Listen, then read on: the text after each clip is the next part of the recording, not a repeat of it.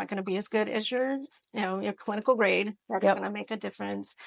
And what works for one person doesn't work for another person. There's not a best. You all Google what is the best. There's not a single best. There's what might be best for you. Mm-hmm. And don't you do assessments, like skin assessments? So if someone came in and they say, okay, I heard everything you said, but can you just look at my skin and before I do anything, can you take a look at my skin, assess it, and then let me know what I need to do, right? Right. And we can do a whole plan. Say, okay, here's our plan. This is what we're going to start with. Where are you at? What are you wanting to do? All the way from, okay, there's today. This is what we're going to do in 3 months, 6 months, year, to maintain and always look good. Because that's the goal is people are like, you just always look good. Exactly. Like, yes, get a lot of sleep, Well, that's important. That is important. Well, sleep, we know sleep really matters, but it was funny because we were chatting before about summer and taking your I was laughing, and I think everybody here heard what I had to say about the fact that Shavonnah has on her person at any time enough supplies for at least a week. I have nothing. I mean, I don't even have powder in my car. I'm going to start carrying Leisa's supplies. I have eye drops and the ones that make it white, and I have lipstick, and other than that. And so she was talking about the summer and how it's hot and I have super dry skin. So the two of us sitting right here are so opposite, not just what it looks like opposite. We're seriously different as far as our skincare needs. Right. And you can't just say, oh, this is going to work for everybody. Exactly. No, I think I could come in and get totally peeled and be wonderful, but I'm not sure it's the right thing. I would love that. I want to just come back new, or I want to just do this. Just like do that. Okay. I have another question. You are a very accomplished doctor. Double board certified, in fact. You could build a community anywhere. What is it about the Houston community that attracted you here, and why did you never leave? I know. Came from med school and never left. I loved the city and the diversity whenever I first moved here, because I grew up in West Texas where there was zero diversity. That was not a thing, and so coming here and you'd go to the grocery store and you hear like 4 or 5 different languages. You're like, this is so cool, Didn't know if I was going to have kids at the time, but I was like, if I do, I would love them to grow up somewhere like this where they are around other people and, just exposed to other people and the way they do things. And so I love that about Houston, that there's. So you stayed. So your practice is diverse, I'm assuming. Mm-hmm. Yeah. That's very important, don't you think? All of Houston. All of Houston. Yes. Well, one of the things that you specialize in is rhinoplasty, so nose jobs. And you said on the show that you chose that for a reason. So tell us a little bit more about why that's your area of expertise.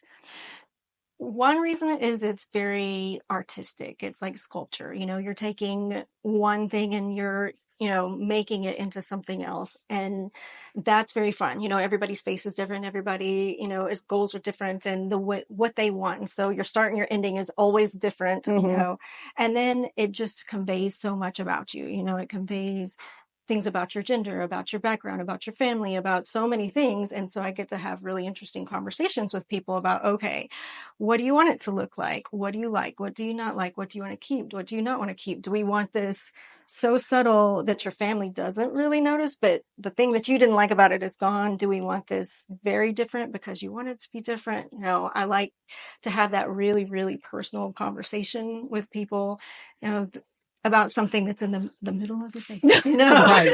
You can't kind of hide. You're not hiding it, and so we want to get it like exactly right. So, a little bit of OCD goes a long way.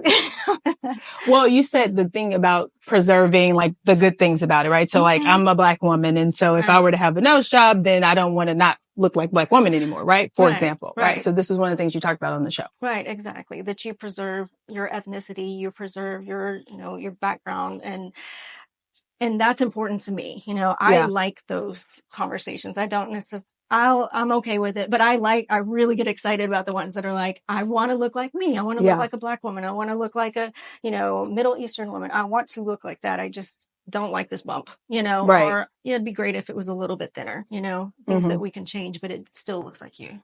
Don't you touch yourself? I'm not. I mean, I'm good with my nose. I'm the senior here. I get to say that. Okay. So you've built an amazing team. One of the things that I think is so wonderful, and we just met a whole lot of them. But as a leader, our passion, leadership, what's been the most important thing that you attribute to your all-star team? I mean, what? All-star team. Yeah. Mm-hmm. Yeah. Like, what do you think is the secret sauce? So I've learned lessons since I've started this, and we've kind of touched on, like the business aspect of it. Mm-hmm. And I always think it feels a little bit weird sometimes being a doctor talking about the business aspects of it, but it's important, and it is a business, and it's changing the way I think about it is, okay, really honing in on what is my brand and what is it that I want to deliver to patients, and I want it to be consistent, and this is what we want, and what are those characteristics, and hiring for those characteristics, and saying, okay, I see this in you, I see this in you, instead of saying, well, I need this skill set. Yes, there's skill set, but it's really more about like the people, and how do you fit into that, like, vision of this is where we're at, this is where I want to go, and I want to have those right people and places, because I can teach you to do lots of stuff, but having that just inherent who you are and those qualities, how does that fit in? And so I've learned lessons, and I'm better at it now. Well, I'll continue to get better. Yeah, we're both marketers and brand builders, and I want to compliment you because I think your brand is just spectacular, and it's very much yours. And the fact that you went from Angela Sturm along to all these partners and added them in and became also aesthetic specialists, holding on to the Angela Sturm of it all. I mean, I just want to compliment you because it couldn't have been that easy. It looks so easy here. Oh, yeah. No, lots of mistakes and lots of, figuring things out. But thank you. I tried to be intentional, from the beginning of this is what I want things to look like and to feel like, and this is what I want the patient experience to be, because that's what's most important in the end, So I'm going to pull a Leisa. Go ahead. And ask another question that's off script. It's fine. I just you do it all the time. Did. I know. Go ahead. So speaking of, what is something that you all do here at your practice to sort of normalize people coming in to preserve, to take care, to improve? Because I still think that there's a little bit of a stigma, which I don't get, but a lot of people do feel a certain way about saying, I'm going to go and see a plastic surgeon. So is there anything that you all do here that helps your patients sort of overcome that and not be worried that they're coming to see a plastic surgeon for whatever procedure? I think we're not afraid to have conversations with people. Part of it is choosing the right people that help you feel comfortable, because I think that's one thing is like, just how do you feel with that person? Do they make you feel comfortable or not? And then being okay having that conversation, being okay saying, okay, you like this, you don't like that. What does that mean to you? And not being uncomfortable with those, and there's been learning issues, learning curves and things like that with people who are like, okay, so don't say that. Let's try this. Yeah. Okay. And I think that's a thing about the team too, is always open to learning and to doing things. And I love that about everybody that we have now. They're like, well, how can I go learn about this and do that? And, add to what I'm doing and bring more to the table. Well, with that said, you met all the team members, so please do ask questions, because I know people have questions. Because you've already have a question. Well, not of us. Well, they could ask. While we're sitting here. Yeah, you do that. Yeah, you can if you have any question, a burning one. No? See, there's a stigma. Nobody's going to ask. Okay, we stigma'd you. What can I say? Well, right. But I think we should ask questions. So, for example, if you signed in, there are services that you signed in to be eligible to win. So you can ask about those services, right? What are each of them and what does that mean? And talk to the staff. And thank you. Okay. So there you have it. There you have it. Okay, everybody. Here we go. No, we're good.